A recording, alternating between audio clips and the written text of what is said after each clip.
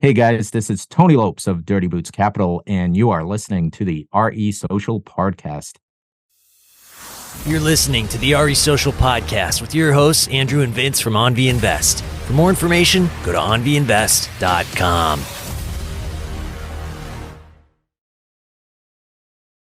What's up, you guys? Welcome to another episode of RE Social Podcast. And today we have the one and only Tony Lopes. Welcome to the show, man. Thank you so much for having me on, guys. This is going to be a lot of fun. Yeah, for people who don't know who you are, do you want to give like a 90-second intro, Tony? Yeah, sure. I'm Tony. I'm the CEO of Dirty Boots Capital. I do coaching for folks who want to enter into real estate, either as a active investor or a passive investor. I do syndications. I do real estate consulting. I wrote the book, Freedom at Risk, How to Protect Your Personal and Financial Freedoms. So there's a lot of stuff there that I love to help educate folks on. And that's really my core is education, either through, the work I do with my book, my blog posts, my YouTube channel. When I go out and I do speaking gigs, it's really all about education to help people live a more freer life and a better quality of life. That's what I want for folks. So that's primarily what I do. Love that. And then how did you cut your teeth and get to that point where you get to pass this baton on to others? Like, what was that journey like for you? Yeah, so I'm like a lot of folks out there, a lot of your listeners and your viewers. I had a W-2 job, right? Well, first of all, I grew up. I'm a product of immigrant parents, right? My parents came across the ocean to this country just looking for opportunity. They came from a poor country with not much opportunity. So when they landed here, they saw a lot of opportunity as immigrants. They got their citizenship and they worked really hard. The mantra for us kids at the time was go to school, get a good education, you'll get a good job, and you'll be set for the rest of your life. And so that's pretty much what I pursued. I went to school, I got a good education, I got 2 degrees, a bachelor's in mechanical engineering, and then an MBA degree as well. So I got 2 great degrees. I went to work for a great company, and then I got laid off. And that wasn't part of the mantra that my parents laid down for me. And so at that point, I wasn't financially free. I needed to go find another W-2, another job, right? But at that point, I recalibrated myself and said, I don't want to be, in this position ever again. And so shortly after getting another job, I started saving up, making some plans. I eventually bought my first rental property. It was a Class C building, so not in the best neighborhood, not the best looking building, but it's what I could afford. A 4-unit building. I actually still own it today, this very day. And so I started there with a 4-unit building. I went on to build a couple of spec houses, which I sold. I then turned those profits into buying more multifamilies because I really saw I wanted to be in the multifamily space, more about cash flowing on a monthly basis. So I bought a couple of duplexes, a 3-family building, a 5-unit, a 6-unit. So my beginnings are pretty humble beginnings and very doable for a lot of your viewers and listeners out there in terms of being able to pull together some financing to go buy, a duplex, for example.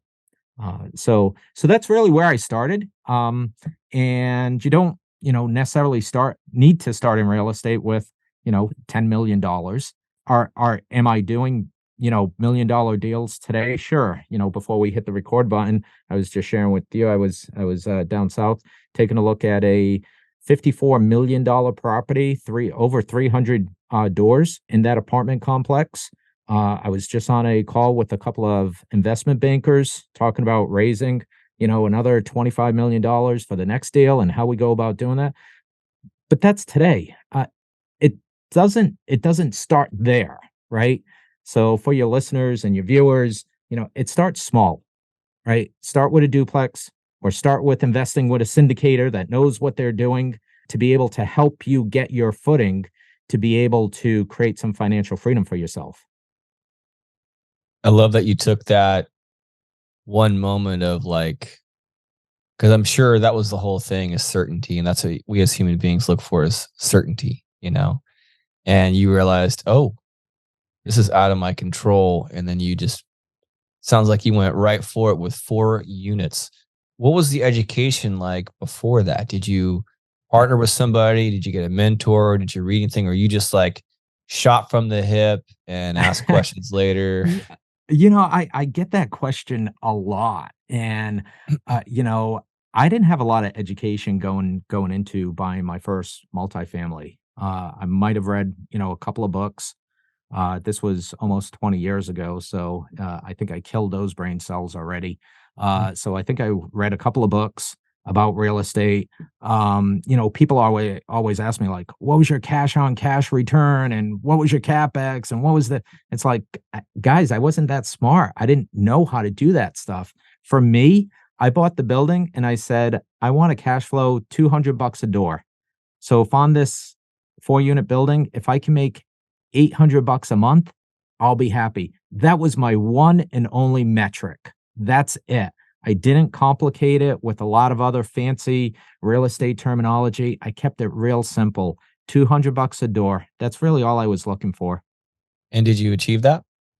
I did, and actually it ended up, working out better than that because I ended up, doing much more than that, and that's why I still own the building to this day is because it's cash flowing. It's a Class C building, but it's in a great location, I was just going to ask the close. neighborhood. Is it a Class C neighborhood? It's a Class C neighborhood, but it's close to a downtown. So there's great restaurants, there's great, nightlife in terms of cigar bars and just restaurants and bookshops and different things like that. So it's kind of a bit of a trendy neighborhood. I can see this neighborhood eventually becoming a little more upscale, more of a Class B Nice. neighborhood. I'm actually looking to expand the building because it's in a zoning such that I can add more units to that property. So Nice. I'm looking to just simply add 2 more units into the attic space. Wow. So that'll be relatively low cost. I can certainly add 2 units for a lot less cost than if I was to go out and purchase 2 more units. Yeah. And you're kind of doubling down, so to speak, on something that's already doing well. That's awesome. You did Yeah. better than us. With our first swing, it was a triplex, and we talk about it enough. So I'll kind of make it quick. But yeah, it was in a similar kind of thing where it was probably in the C's, maybe even Mm. D's. It's a D for sure. Hard D. And ours happened to not be that great location. It was close to a hospital and, all these, sneakers on the wire and, Mm. so we learned our lesson. We realized we don't like drug dealers for tenants. That was a learning moment. Yeah. But what I've found, whether it's your story, whether it's my story, a lot of us are the same. Our first property, we made mistakes. Mhm, And there's things that we learned that we'll never do again. mhm. But despite those mistakes, we still made money. We went forward and we Yep. are where we are today, Yep. despite those mistakes that we made on our first property. So Let for those folks that are paralyzed, right? Don't be paralyzed. Just you got to start somewhere. Are you Yep. going to make mistakes? I guarantee you're going to make mistakes. We all did. Yep. And despite those mistakes, we're where we are today because of those. So, yeah. Let me kind of hop on top of that for the listeners, especially in mind. We only came out clean and actually made money on these terrible decision deals because of the appreciation. That is it. Just that one word is why we saved our shirts. And as a business owner in other businesses, that's not a thing. If you making up mistakes, you're just out of the game. Start over. Go back to go. Do not collect $200. And so, because of appreciation in our particular market, sounds like in yours, that's why kind of at the end of the day, you can always rely on, all right, well, let's just sell it. And so I want to make sure the listeners are aware that if you're running your numbers and you're looking at areas and homes and whatever, Tony's right. If you're in an appreciating market, I mean, it really insulates you from a lot of bonehead moves that you will make for sure. Sorry. Hire Tony to coach you, but like you're still going to think you know it all and just make an executive decision and not call us or Tony, whoever your coach is.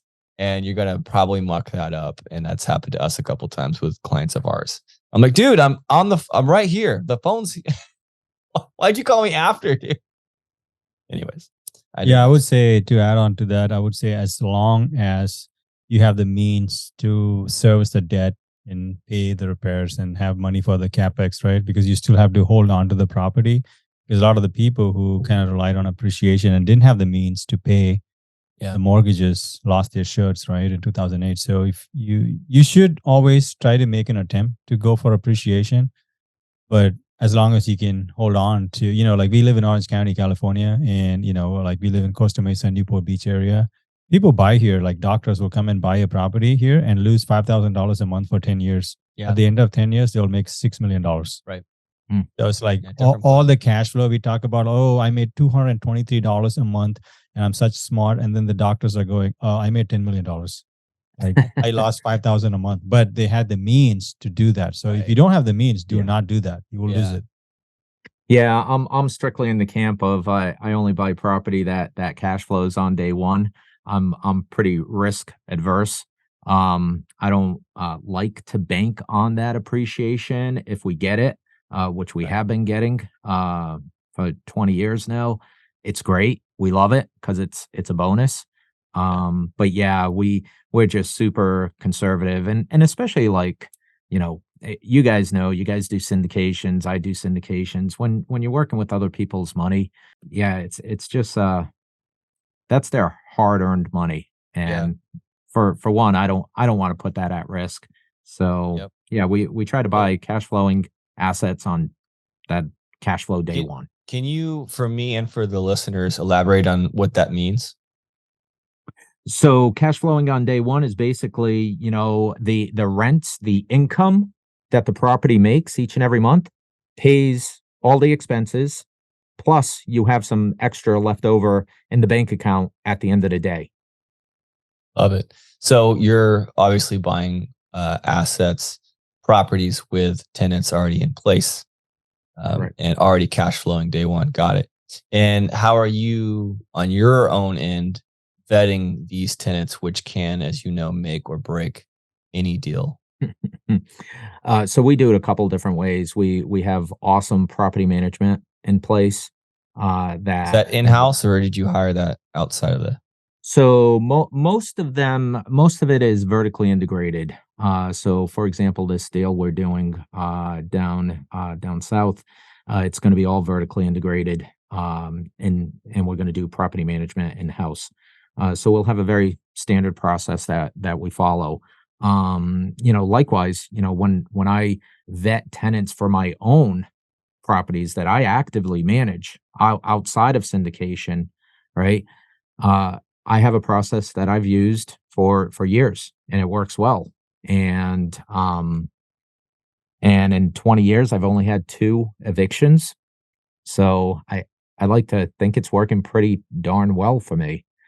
So, wow, love it. So you've got, kind of your own in-house management. That's been some of the woes for us, not to insult the outside management teams that we've had, past and present, but because at the end of the day, I think a lot of people have this notion of they're just going to buy it, hire a property manager, and they're just going to collect checks. And I wish it was that easy. Yeah, actually, I have a client of mine who unfortunately did just that. He bought a 36-unit building, probably, I don't know, 3-4 years ago, and he just hired a property manager. And he just was sitting back expecting to collect checks. Well, the property manager did very little in favor of, on the owner's behalf. Rents were stagnant for, a couple of years. He probably, per my calculation, he lost probably about $500,000 in cash flow over those 3-4 years.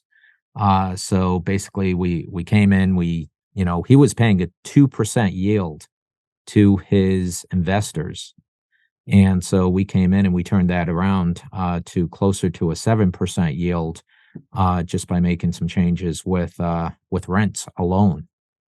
Just So, raising rents to what, close to market rents, and that was it. oh, yeah, Yeah. yeah, yeah. Wow. And we didn't even make them actually market rent. We were just sub market, Right. uh, because what alternative do the tenants have? I mean, we Right. we we we need a answer to our investors. We can't let our investors just make 2% on their money. Right. That's not what we're here for. Right. 7%'s better. Yeah.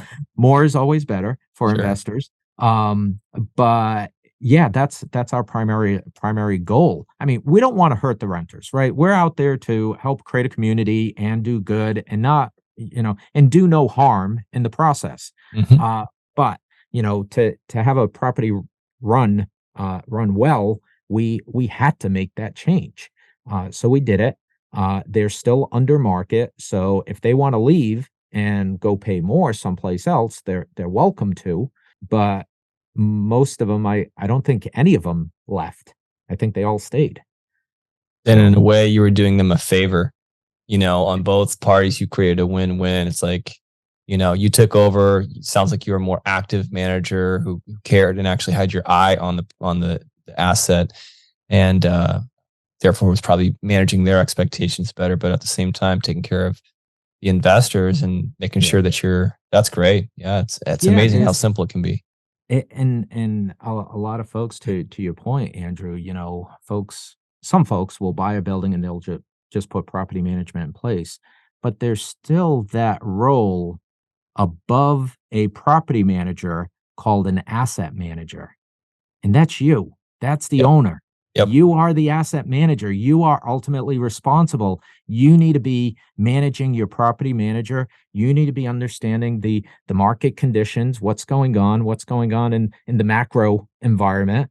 I know Vince and I like to talk a lot about macro things.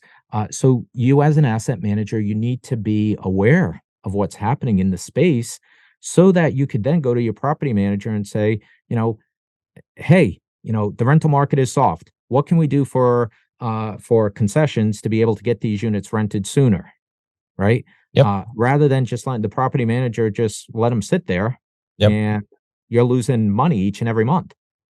Yeah, we So recently, just to make this about us for a second, but as an example, literally today had, reviewed a couple of properties that had some turnover, some vacancies, and the photos looked like they were done with a phone. They were dark, at mm, terrible angles. I'm no photographer. I'm not, that guy. I'm not saying I'm that guy, but they're pretty bad. In mhm, fact, I think, wait, yeah. Vince, didn't one of the properties only have one photo of the outside?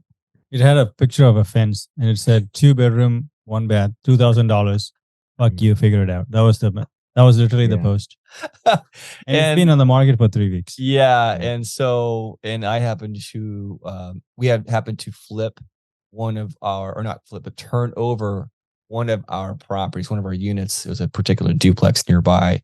And I was like, hey, just let me take care of this. And then we raised a couple, bucks, cleaned it up massively, furnished it, got it going very well. And in that process, I found a fantastic photographer.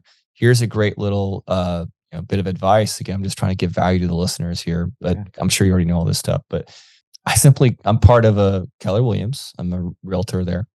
And it's kind of like its own little family. And so Mhm, I was like, well, I need a great photographer who specifically gets real estate. And it's just a different thing. It just is. yeah. Instead of going through Google and hoping for the best, I was like, well, who can I rely on? Rock stars hang with rock stars. I reached out to that team out there with Keller Williams. One phone call later, they sent me two contacts, both great photographers. First one I sent out, got it done that day, didn't try to gouge me on price, gave me in better photos than I think I've ever got from a photographer. He'd go and like post and like make it look like it was a sunset, and just it's emotional, especially if you're moving into a home.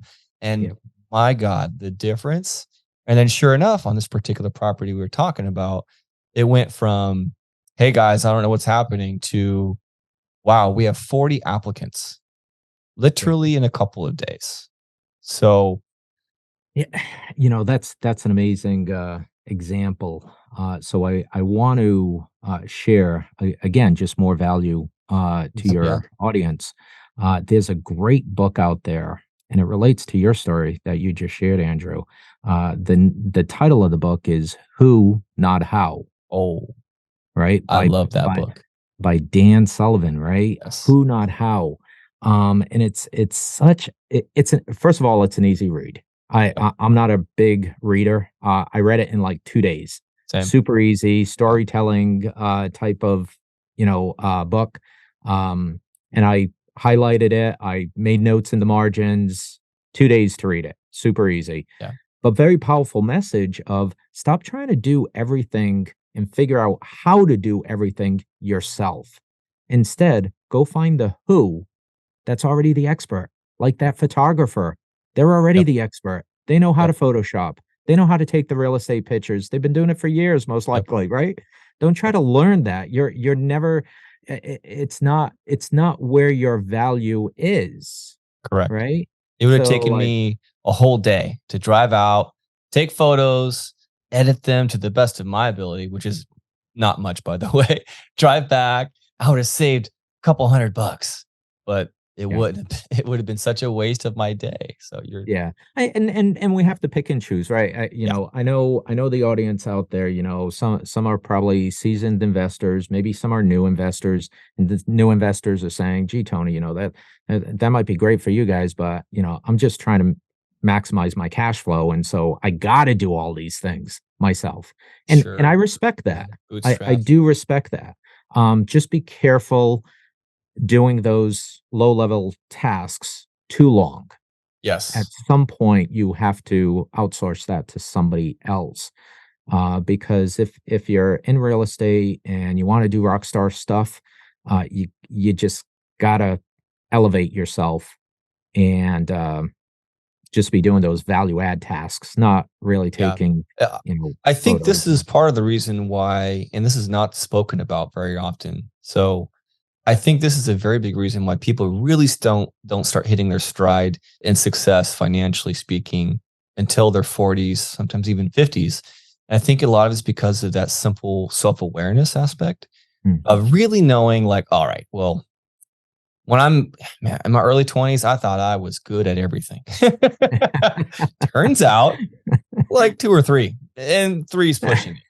And especially things that not only that I was pretty good at naturally, but usually that aligned with what I enjoyed. And I remember hearing from a coach, you need to make a scale, and you need to write everything that you're doing, every task, on a scale of 1 to 10. One being you hate it, it sucks the energy out of you. To 10 being it's just like, by the way, this is a 10 for me, just so you guys know. I love meeting people. I love talking and getting into the weeds. As you can tell, I'm kind of taking this conversation over. Sorry, Vince. So I did that, and it's so funny how I thought I knew certain things, and I kind of already had a notion. But the point is, it really helped to clarify very, very clearly what it is that I'm really good at and like, and everything else. I immediately am aggressively trying to get off my plate because A, someone else is out there who can do it better than me. Yeah. And B, my value where I can really bring in the most value for our company or whatever I'm doing is in these one or two things that I'm really excited about. This being one of Yeah. them, which by the way, this podcast is in the top 10. Vince, what is it? Yeah. Top 10 now. And I think Top it's 10%. top 10%, yeah, of all podcasts out of, Nice. Congrats, which is guys. That is insane. Yeah. awesome. Yeah. And I don't say that just to brag, but to just highlight the fact that I think it's because we enjoy this. We like it. And it's helped to raise a lot of capital for us, if I'm being honest. Well, friends and family who will be listening, who we didn't know was listening, and will call me all of a sudden, be like, "Hey, so I've got this thing. What can we do?" And because they can hear us talking real talk about in time problems, and with amazing guests like yourself who are able to bounce and ping and share your journey, I think it's been really great to build that most important underrated aspect, which is trust. What's been one of the Yeah. biggest impacts for your game? And I know you have your own podcast. We're talking pre-record. So tell me about what's really the big two or three things that are your thing, Tony? Uh, my number one thing is Yeah. relationships first. Um, I don't go after like, oh, give me your money for a syndication. The money's out there. The money will flow. If the deal is good, I'll get the money. I'm not worried about that ever. It's all about working with great people, building great relationships, long-term relationships, making sure you're aligned. I spoke with an investor just, I think it was yesterday morning. He was, grilling me about, why do we invest in Florida? And I was sharing with him that, with 1,200 people moving to Florida a day, Oh, 1,200 a day, I can't ignore that. That's where the market is. That is where the clients are. That's my population that I need to serve. I can't ignore that. And, as much as I try to help and educate and, kind of bring them around to see that aspect, that's where the market is, not Kalamazoo, Kentucky, or wherever. Not to insult Kalamazoo, Kentucky, if it even does exist. Right? Not to, but I'm not going to go invest in Kalamazoo if folks aren't moving there. It doesn't make sense. But he's just a type of person. Great guy, nice guy. Love to chat with him. Love to have a beer with him. But he just wasn't going to be able to get there. And so, maybe eventually he will. But it's just I don't. He can call me anytime, and we can talk about real estate. Love to build that relationship. If he doesn't ever invest with me, that's okay. I'd love to have him as a friend. But it starts there. And I yeah. just educate. So it's relationships first. It's education, I would say probably second. I share my thoughts freely. I don't charge to go on podcasts. I don't charge to go on stage and speak. I'm actually going to be down in where am I going next? I'm going to beginning of October to the Spartan Summit down in Alabama When to is that? speak at their Spartan Summit. And so I'm going to be speaking about renter nation, why our country is trending towards a renter nation. And so there's a lot of different ideas in education that I'm going to share that maybe folks aren't thinking about. So that's what I like. I would say those are my two big things: building relationships and then educating. We are very similar in that way. When is that? Just so I can plug it. We'll try to release this episode in time. When is the speaking event? I believe it's October 4th Okay, and we'll try, 5th. we'll try to I link think. up and put it in the notes. Hey Tony, I want to Yeah. go back to your timeline. So you bought a couple of duplexes or fourplex, and how did you make that so listeners can follow along your journey? What do you have right now? Like, do you have like 6 units, or do you have 60,000? What's going on? So between all my real estate dealings, I'm just over two 200 doors. And Okay. then this next property, which is over 300 doors, that'll put me whatever over 500 doors. But it doesn't happen overnight. Yeah. It takes time. I don't want folks to think I just kind of jumped into it and it happened. I didn't get 500 doors just like that. I got No. 500 Yeah. doors over 20 years of working it. So So what kind of equity position or the deal structuring do those, I'm obviously you raise capital. So do you split it 70/30, and then you have like a GP team and you guys split that like a few ways, or how does that work? yeah, so we're doing 65% LTV Nice. Okay. for this particular deal. We have really I'll call it three GPs Mm-hmm. that are adding value. And so each one of us gets depending on what our raise looks like, Sure, sure, sure. we get a certain amount of the GP stack. Yeah, yeah, yeah. So anything from like, 30% to 40, 50% of the GP. And then the GP LP split is 65/35 or 70/30. This one is 70/30. Okay, Yeah. sounds good. And then of that 30%, we, you know, depending on again how much you raise for Yeah. for capital. you'll get a certain percentage of that Yeah, yeah, yeah. 30%. Gotcha. And then do you also own some just properties by yourself, like the fourplex? I do. I do. And it's funny. So I want to share a story that Yeah. might, again, it's I think it's value for your listeners. My girlfriend and I, we're not married. We've been together for, gosh, 12 years or longer. Don't tell her I don't know how long we've been together. I think it's 12 years. But we've been doing this great thing where we use the what is it? I think it's the 1997 Taxpayer Relief Act, where when we sell our primary residence and we make a profit, we're able to keep that profit tax free. So tax free money. Up to Uh, how much? so for each one of us, we're single, so we can keep up to 250K of the profit tax free. Anything over 250K, we do pay tax on. If you're a couple and you decide to pull the trigger on something like this and sell your primary residence, you get to keep 500K tax free, right?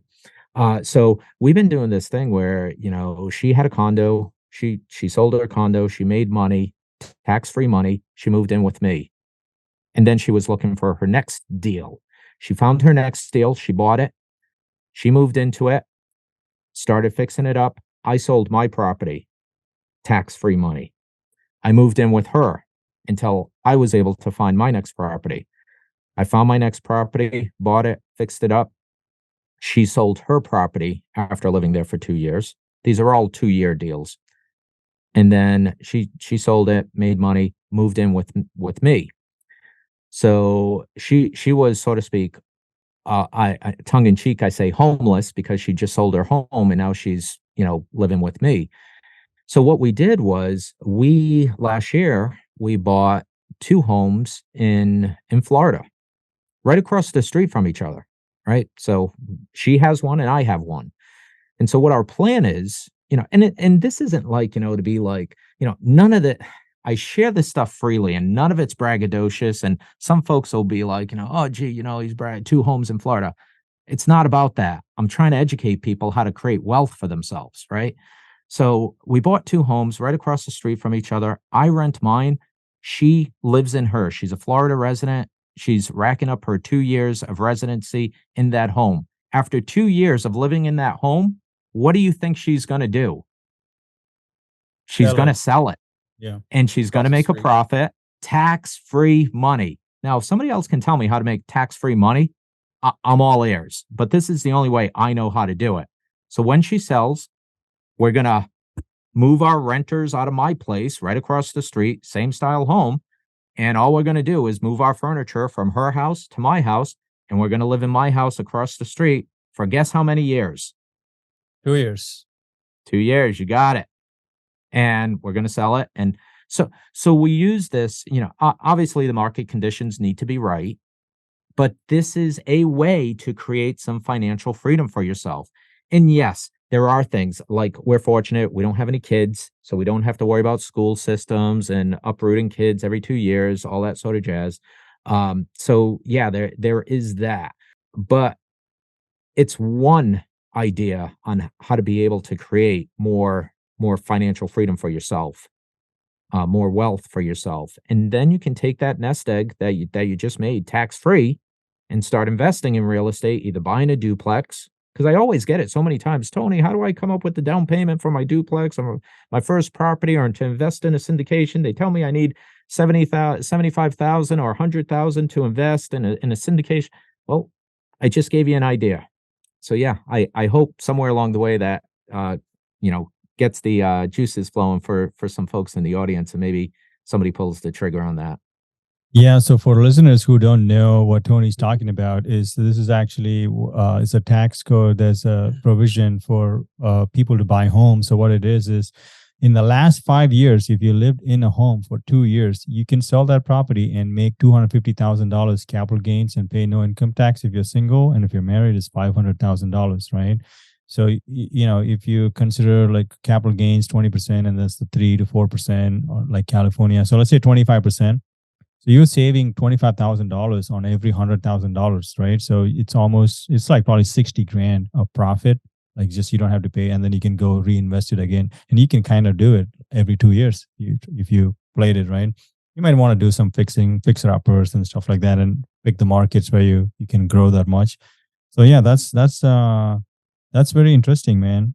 So you got the four, units, you got a little bit, and then how did you make that jump to go into like a bigger asset like that? Like, are you going to, the events, like different meetup events? Are you paying money to go to conferences, like getting VIP tickets? What's happening? So is the question where did I come up with the funding to grow the real estate Yeah, portfolio? like how did you? I'm sure you can save 3.5% to buy a fourplex, but it'll be hard to save money to buy 100 unit complex by yourself. So how did you make that jump, both mentally, kind of think that you could do that, or did you go 10, 20, 30 units and then do that? And then where did you meet all these people? How did you even come up with the idea? So you bring up a very good aspect of the real estate community, and that is networking. Networking is that's events. That's how you and I met. We met at a conference a couple of years back. And then we met at another one, and then we met at another one. And so we grew the relationship from just meeting at a conference. And so yeah, that is definitely one way to meet up with folks who are either trying to learn how to do it themselves, and you can kind of have a buddy that you can kind of share your same struggles with, or you meet folks who've already done it and they can be your guide, right? They can be the Sherpa to help lead you where you want to go because they've already done it. So conferences are great. I share with folks. I try to get to a conference each and every month. It's a lot. I don't always make it, but I do try to do a different conference each and every month. Now I don't. I know the folks who are working W-2 jobs. They have a family, kids, sports, all sorts of stuff. That may not be doable, but at least maybe once a year, plan on going to a conference. There's a lot of great ones out there. Network, right? Network. Build your Rolodex, right? Do folks still know what a Rolodex is these days? Mhm. I hope so. I'm showing my age here. But yeah, build that relationship by going to these conferences. And there's some folks out there that I share. I, again, I have folks who share with me, Tony, I don't have the money, but I know how to do all these things. I know how to remodel. I know how to, take a class C building to a class B building. I know how to do all this stuff. I'm real handy, but I don't have the money. Well, go meet up with somebody at a conference that has the money, but doesn't have the deal or doesn't have the skills you have. Like when I I love talk that. about equity, right? A lot of folks think, the term like equity or capital refers to money. And it does in certain circles. Equity and capital can be money, but equity can be value that you have in yourself. If you know how to remodel, if you have those skills, if you have a designer's eye, which I don't, by the way, right? If you have that tool, if you have that equity built into yourself to have the designer's eye or know how to remodel a unit, leverage that and partner, create an LLC, create a partnership with somebody who does have the money and grow your business, your real estate portfolio that way. But yeah, conferences are a great way to meet folks. I think that, it's important to bring up, the fact that you should be going to these conferences and meetups. Go to our meetups, go to, Tony's meetups. I'm sure you got a thing going as well in your local area. And just show up, especially a lot of them are free. Just be in that room, get inspired. And something that I always, I don't lecture, but we speak a little bit, and I encourage everyone to come in with the mindset of, okay, we kind of gave you our spiel about how we can give you value, what's working for us. Glad you're here. Enjoy the drinks and snacks. Now, in this moment, we're going to let everyone just kind of hang out and chat. And I want you with intention. Of course, everyone's got their goal. That's why you're here. Of course. But go into these conversations with, where am I coming from? And what value am I going to be able to bring to people? Yeah. How can I give someone value? And that's something that I focus on probably more and more every year I get older, is how can I put more value into someone else's life? based on what I'm naturally good at anyway. You know, and it just feels good to help. Like you said, that's what you love is helping and teaching. And I teach so many people for free. I'm just like, all right, let's start right away. What unleveraged debt do you have? What credit cards do you have open? Okay, let's get those paid down. All right, how much is your monthly expenses? All right, now let's get 3 to 4 months of that saved. Do you have kids? All right, add 2 months.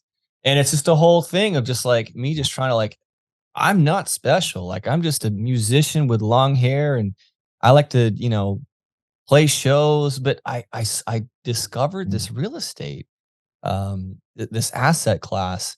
And when I finally had that aha moment, I was like, how can I turn my head away from it?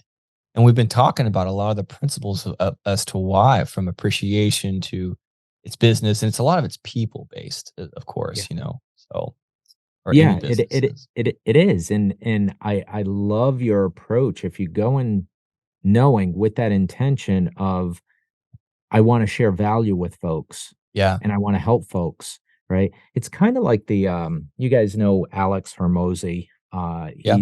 He's just really exploded in recent years, but he'll have a conversation with somebody and, they'll say, "Alex, I'm having a problem with X." And he'll say, "Okay, this is how you solve that problem." And not only will he help them solve that problem with X, he'll then go on to tell them how to fix Y and Z at the same time. So not only is he sharing for free, like you do, like I do, for free, how to fix that one problem they asked about, he's off solving a couple more problems for them that they didn't even ask for. How awesome is that to be able to And freely give your time and your knowledge and your help in that way?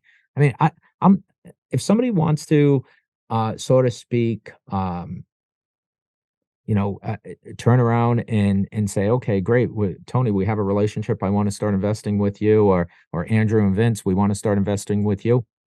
Great, but that's not the number 1 thing or the number 2 thing or probably even the number 3 thing in my list. I don't care. I just got off the phone this afternoon with a couple investment bankers, and we're talking about raising, $25 million. If you wanna invest, great, but I'm still gonna help you if you don't. I don't care, right? feels good So, to help. I yeah, think it that's it's some insight that Alex Ramosi had, for however he achieved that insight. But he realized if I just give, and give, yeah, and just shower value out into in this case, the internet or onto people, yeah, it'll come back, and it definitely has. And I can attest to the fact I've read some of his books, and the first one was Gym Launch Secrets. I have no interest in opening a gym, for the record, but just some of the tools, there were some sales, aspects he had. He's very good at sales, by the way, yes. extremely good. But there was just some little hidden tools and gems that I was like, he's giving so much value away for free. I can't imagine like what he's gonna do when I pay $15 for an audiobook. And sure enough, I was right. It is chock full of goodies. I'm recommending it to all my entrepreneur friends. And I'm like, hear me out. It's Gym Launch Secrets. I know. Hear me out. Read it. Just trust me. And it comes back down to just giving value. Speaking of, you probably have a book that can give tremendous value. To plug you a little bit, what will this book help people to achieve, or what kind of insight will they gain with your book? Well, I appreciate you, Andrew. Thank you for allowing a couple of sound bites on that. So I wrote the book about a year ago, so it's fresh data. I actually wrote the book. It wasn't even supposed to be a book. First of all, it was supposed to be a white paper, 40 pages or so, to my family, to my niece and my nephews who are starting to come into their own, get out into the world. So really, it came from a place of love, really, trying to educate them on things I know they didn't learn in school, but yet they need to know today. So I wanted to get that down on paper, and give it to them. So that's how it started. And so I was that guy sitting in the corner of Panera's, tapping away on my laptop, and before I knew it, I was at like 35,000 words and 200 pages. And I was like, well, this isn't a white paper anymore. This is a book. And so I quickly had to find an editor and a graphics designer for cover and back and all that jazz, right? Because again, who, not how. I don't know how to do that stuff. So I got to find the who's. So I quickly did. And so we published this book, Freedom at Risk: How to Protect Your Personal and Financial Freedom. It was born also from the perspective that, I would have conversations with folks, and a lot of it would be focused around money. I want more money, or I want, more time. I want to do this and I want to do that. It's freedom. Everybody, every single aspect, it comes back to freedom. You Yep. want freedom to eat better food so that you have a healthier body, so you're not overweight, so you don't have pain. You want more freedom to be able to grow your own vegetables or prepare better food, because now if you don't have to go work a 40 or 50, 60 hour a week job, you have the freedom of time to go live a healthier lifestyle and go to the gym if that's what you want, right? For some folks, they want more money to have freedom in terms of being able to send their kids to certain schools or have certain experiences, either a Yep. family vacation or prepare for retirement, retire early. Uh, but it's freedom. That's Can all you freedom. I'm sure there's a bunch of little goodies in there and tools. Can you give us like a little freebie, like something that might be of value to us and maybe the listeners? Have you thought about investing in real estate and taking advantage of all of those benefits without any of the work? That is something that OnV Invest not only provides, but has been providing since its inception. With friends and family, we have built an empire and a system of a wealth generating tool that is giving us and our friends and family that leverage in their life to create true wealth. Go to onvinvest.com for more to see if you qualify. And thanks for listening. So one of the things we did with the book was we actually pair, as you read each chapter. The first part of the book is pretty straightforward. Um, it talks about how the education system steals your freedom, how government steals your freedom, how the monetary system steals your freedom, how society itself, right? How we ourselves steal our own freedom, and how the economy steals our freedoms. So there's 5 chapters, pretty easy reads, but there's a workbook that goes along with the book. And in this workbook, we ask several questions, thought-provoking questions, what we consider to be questions that will exercise your critical thinking muscle, because for most folks, our critical thinking is very weak these days because of a lot of, we rely a lot on social media.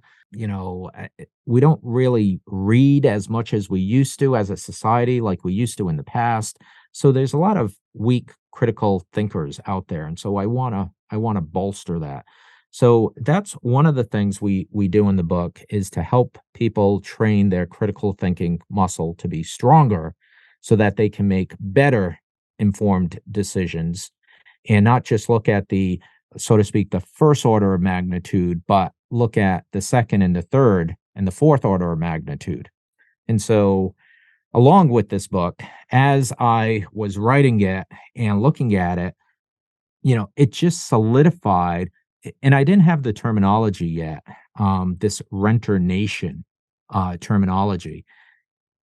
It helped for me writing the book, and as the reader goes through and reads the book, they too will have their aha moment that says, "Holy cow, we are trending towards a renter nation, and all these reasons are why." And so there's I think a couple of nuggets that people will get out of it, and there's many more. Obviously, there's a lot of what I call a la carte packages. When I talk about personal freedom, there's a lot of different things I put in there. Everything from, if you want to go off and get a second citizenship in a different country, that can provide you more personal freedoms. Like me, myself, I'm pursuing a second citizenship in Europe because I just want to have that ripcord should I ever need it. And I want to be able to travel freely around. Uh, so that's one thing for personal freedoms. Another thing, I talk a lot about gardening. Gardening is such a great thing. Not only does it provide you fresh fruits and fresh vegetables, it gets you out of the house. You exercise. You're pulling weeds. You know where your fruit and vegetables are coming from.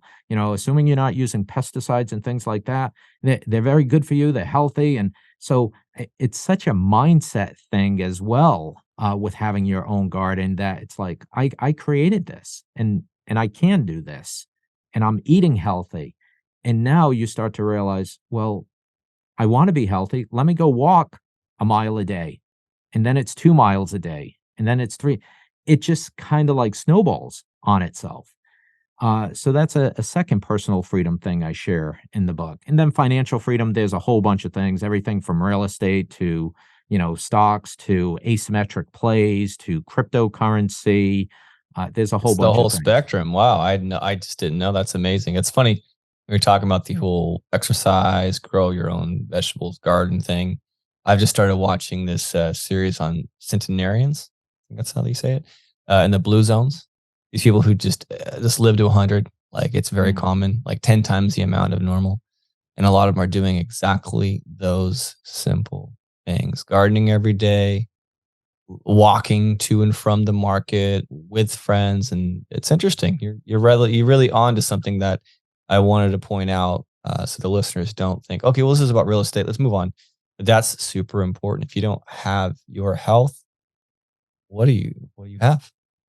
Nothing. It's important. Yeah. And it's not all about, who dies with the largest bank account. It's who's lived the most fulfilled life, Yeah. Yeah. right? Vince is super into longevity as well. He's all about like fasting and eats very healthy and doesn't drink. And the cold plunge has been our big favorite thing to do to torture ourselves. Nice. I haven't tried that one yet, but I've heard great things. I Yeah. have a good friend, his name is Brian Muka. He wrote his own book about overcoming fear. He was in the US special ops, special forces. So he talks a lot about fear and overcoming your fear. And one of the things I love that he writes about in his book is actually getting out a pen and paper and writing a letter to fear. Hmm. And that's pretty powerful because to put pen to paper, you have to know what your fear is. Mhm. So you have to think. Again, critical thinking. What is my fear? Well, is it because I'm afraid of failing? Well, why am I afraid of failing? Is it because I'm not educated and I don't know how to do, real estate or start my own business? Like, what is it? Right? And so you start writing this letter and you start to see the path forward of how you get through that fear. Mm. I love it. So it's an amazing amazing thing. So for folks who are stuck and paralyzed with some fear, maybe pick up Brian Muka. Brian Brian Muka Muka. It's on Amazon and Nice. yeah, great A book. lot of good reading recommendations on this podcast. There's like 4 or 5 now. It's like, love it. Yeah, I'm a big nerd myself. Vince, how you doing over there, man? Good, man. So, I know we're coming to the close. We like to keep it, around the 1 hour mark. What's next, man? What's next for you? Are you still trying to buy? Let's talk a little bit about the macro stuff, the macroeconomics, and where you think that we are in the market cycle, and is it still a good time for people to be thinking about buying real estate, especially because most of our listeners are a younger audience and they haven't bought their first deal or their second deal yet. So it's always, I always tell people it's always a bad time to do anything. It's always a great bad time to get married, always a bad time to have kids, always a bad time to find investing, always a bad time to approach the hot girl at the bar, right? You can always come up with excuses. So is this a bad time to buy into Well, real estate? that's a very good question. I guess the way I would answer it is if you ask somebody today, you know, hey, would you have bought more real estate in 1970? They probably would have said yes. If you said to somebody, "Hey, do you wish you bought more real estate in 1990?" They probably would say yes. If you ask somebody, "Do you wish you bought more real estate in 2000 or even 2008 at the height of the market?" Shit, I wish I bought more property in 2008 at the height of the market. I will tell you that honest truth, right? I don't think you will find any real estate investor out there today that would say, "Oh, geez, I wish I didn't buy so much real estate in the past. I'm worse off now than I was." No, they're not going to say that. And so the reason I share that story is because, yeah, there's a lot of things going on. There's a lot of noise.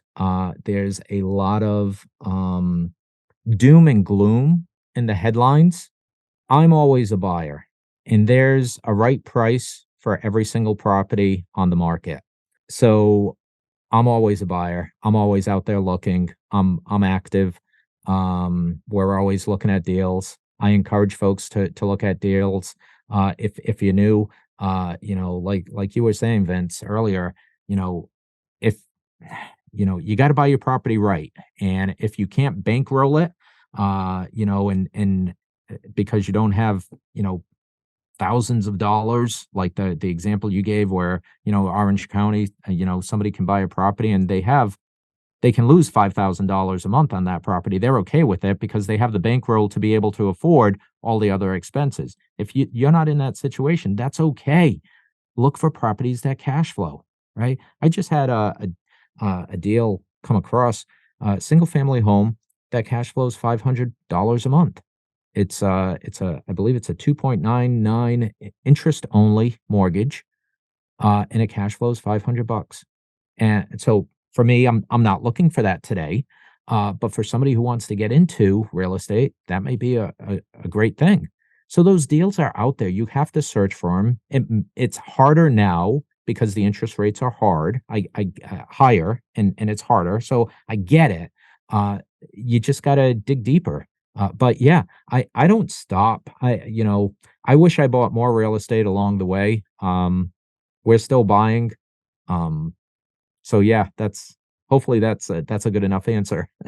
Yeah, so let's dive like a little bit deep so that on that, so people can actually, I like actionable steps. So you and I, we know what's a good deal, what's cash flowing, it's not, but if someone new, like what is a good deal metric? Like what are you looking for? Like, is it the one that we talked about before where the cash flow is like you calculate all of your expenses, including your mortgage, principal, interest, taxes, insurance, and then you add some capex, some reserves on top of it, and then you break even or make a couple of $100? Is that what you're looking for? What if they say there's nothing out there? So do they just wait another 10 years? Yeah, so um it's it's a case by case scenario, right? So I'm in a situation where I can go buy a property, and if I make $200 a door, that's probably okay for me, and I'm happy with that. But for somebody else, $200 a door may not be the right number. They may need $400 a door. And that's okay. That's not a wrong metric or a wrong number for them to have. That just fits their profile as a buyer, and that's okay. So, yeah, people have to dig deep in terms of what is important to them and what type of buyer are they? Are they going to buy and hold, or are they going to buy, fix, and flip it in a matter of a couple of years, 1031 it into the next property? What's their strategy? So it's hard to just say, "Hey, do this. This is the answer." And that's why you guys do coaching, I do coaching, because it's more of a case by case basis. Yeah, that's so true. For example, I will give the listeners an example, and maybe you can comment on it too, Tony, and you can give your thoughts, honest opinion on this. So we're in California, super blue state, and we're moving to more red states, which is Tennessee. We just bought our duplex a couple months back, and then we are in negotiations to buy another deal. So people ask me, hey man, so it's the market's crazy. How are you doing that? And you just have to always adapt and move with the market, right? So that's why even for me, even like now listening to books or reading books, it's kind of a little too late for me because I need your brain right now, today. Like I want to absorb Tony Lopes from today, right? Not, you know, some book by Rich Dad Poor Dad that was written 50 years ago. May or may not, the strategies might not work. So I'm constantly talking and listening to people. So with the market moving so fast, so I found out that, we can now, because I'm quasi friends with Kathy and Rich Fedke, right? So, Mm. I Yeah, pick their yeah, I brains a know lot. Yeah. So and then I talk to them, and then they say, all these new bills, they're offering credit because they are in a different game than these guys who are sitting on like mortgages and like they got debt to pay. So now we are putting in an offer which should be accepted by tomorrow. It's a $450,000 or 60, I forget, and but it comes with $17,000 of 15,000 from the builder and about $2,000 from the lender itself. It's credit, right? So now the market's pricing at 7.5%, 8%, right, for a single family. But I can pay 3 points and get it locked in for 30 years at 5.99. Now I got the mortgage down to $2,600 for a brand new 2023 builder warranty for 10 years. Will have no repairs, and I can easily rent that for like, 4 grand. So that's in this market. It's just because I have the team. And to go on the stuff that even Drew were talking early about the equity, people always assume, oh, he's just talking about equity, so he's looking for money. I'm like, Drew, like how much money did you put down in the last deal we bought? Zero. $0. How much do you own any part of that deal? Yeah, pretty good chunk. So he owns like almost half of the whole deal. He's put no money down. I don't care. Like, do you think I'm looking at Drew to see, Drew, how much money can I get from his cool hair? Like, I don't care because that's not his. It's just the hair. That's why he's in the company. But because that's not what I'm looking for from Drew. What I'm looking for from Drew is for him to be a good operations guy. So money from Drew is immaterial for me. It's not good. I don't care. But maybe Tony is the money guy. Maybe Tony's mom's uncle's daughter's friend is the money person, right? It's like different strategies. So do you have any comments on like do you constantly move with the market, or do you kind of have like a certain goal? You're like, no, I look for this and this is what I'm going for. You could be that way too. So right now, where I'm at right now, personally, so this is me personally, it's not everybody. And so I want to share actually two stories because I think it's value for your audience. And that's my goal, is to help create value here. So my what I'm doing today is I'm partnering with others. We're going in bigger deals where there's less risk because we are doing the property management ourselves. We are buying bigger deals where we can amortize the cost of things over more units, and we're dealing with a very professional team that has done this and knows this extremely well, right? So, for example, there's some mom and pop investors who can go off and invest on their own, but if they don't know the business very well, I would say partner with some good folks who have done it, who have good property management already, who already have good CPAs and good attorneys and good leasing agents, right? Don't try to recreate that wheel yourself. Partner with somebody through a syndication. And I'm not pushing syndication. I'm just saying this is what I'm doing personally, because that's where the market is right now. We need to be uber efficient with everything we do, everything from remodels to getting it on market quickly, leasing it quickly, cutting costs, water efficiency programs, adding value to the property like free Wi-Fi, things like that. What are folks tenants tending to lean towards? Do they want dog parks? Do they want a playground, a play set for kids? What are they looking for? So these are things that we're able to achieve because we're stronger together as a team of very experienced people. right? So that's where I'm playing today because the market dictates we need to be super efficient to make good returns. Okay. So that's where I am. However, I can also share a separate story. I had a conversation with somebody not too long ago. They called me and they said, "Hey Tony, I know you do this real estate thing, but it's not for me. I don't ever want to be a landlord. I don't want to be fixing toilets and sinks and all that stuff. I don't want to deal with tenants." I'm like, "Okay, that's fine. So why'd you call me?" He's like, "Well, I'm 50 something years old. I got like next to nothing in my retirement account and I'm facing into retirement and I just want to have a good quality of life in retirement." And I'm like, "Well, what does good quality of life mean to you? Like, what do you like to do?" And he's like, "Well, I like to golf." And I'm like, "Oh, okay. So have you ever been to Myrtle Beach?" "Oh, yeah, I love Myrtle Beach." "Okay, great. What else do you guys like to do?" "Oh, we like to go to the beach and spend time.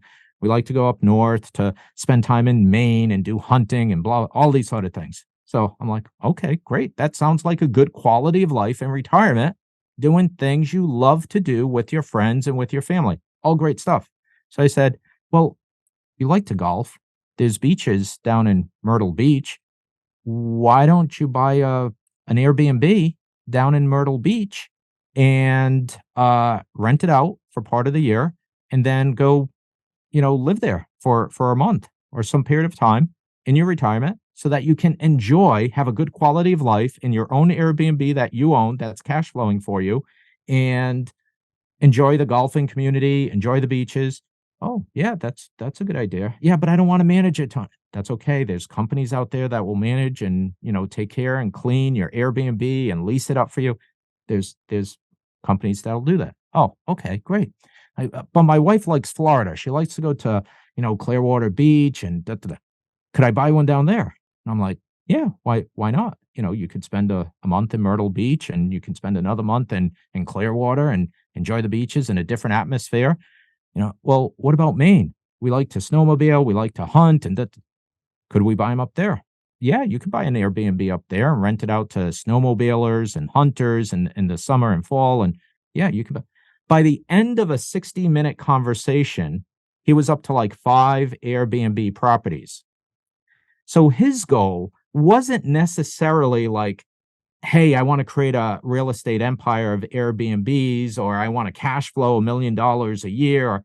It was for him, real estate was just a vehicle for him to get to that quality of life that he wants to live. That's it. It also So sounds to me like that's a separate story in terms of it's not all about the money all the right. time. It's about getting where you want to be. It sounds to me like he was missing that component of the magic of real estate, though, because you could easily just go there and rent an Airbnb and be that renter. I think it was for some reason you helped him with that oversight of what is one of the most powerful assets of all time, which is real estate, the whole thing we're talking about here. Yeah. So that's interesting. He should be grateful. Has he executed on a deal?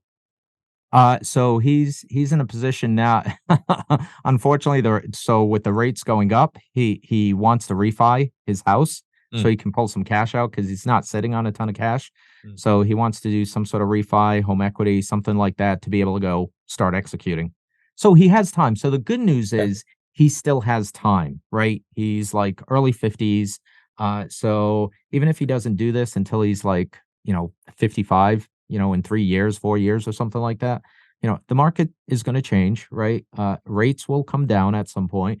But now the seed has been planted and I'm just so incredibly happy for him that he now has this new renewed hope for a better retirement.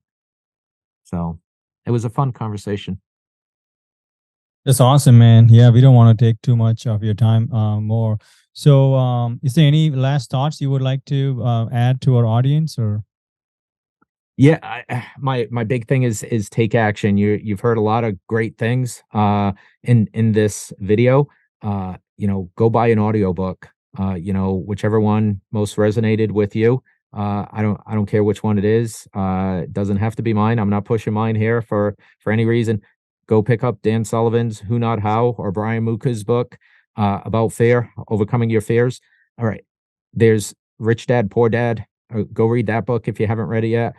There's so many great things out there that are either low cost in terms of buying a book, or no cost in terms of listening to YouTube videos. Great stuff, great content that you guys are producing. So go take action. Don't just sit on the sidelines. Don't wait for somebody else to do it. This is a participation sport. If you want greater freedom, if you want greater wealth, you have to take action. Ain't nobody going to do it for you. So And that's my big takeaway. and let me piggyback and plug you as well. If you do have the means, if you hire someone like amazing guest Tony, you're actually getting a dissemination of all of those books and then some that we haven't even mentioned in those phone calls and in real time for your deals. And that's something that I wish I would have done more of in every venture I've ever taken, is just fork over a couple bucks, give me Tony's brain, and save me a lot of the heartache that you've gone through, we've gone through, and just understand the value of that, and that you are a human being with limitations, and limitations beyond what you even know.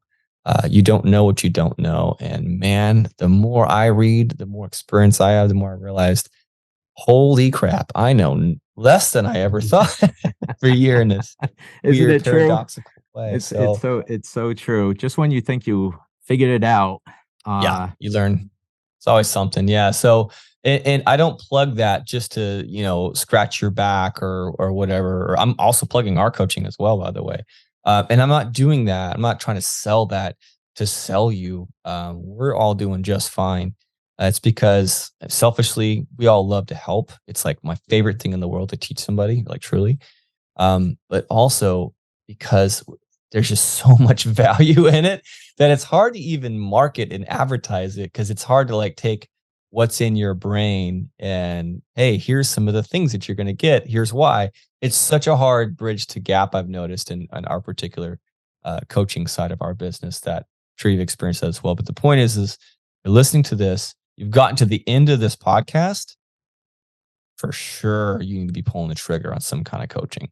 I mean, you're already hungry enough to take it to over an hour with us.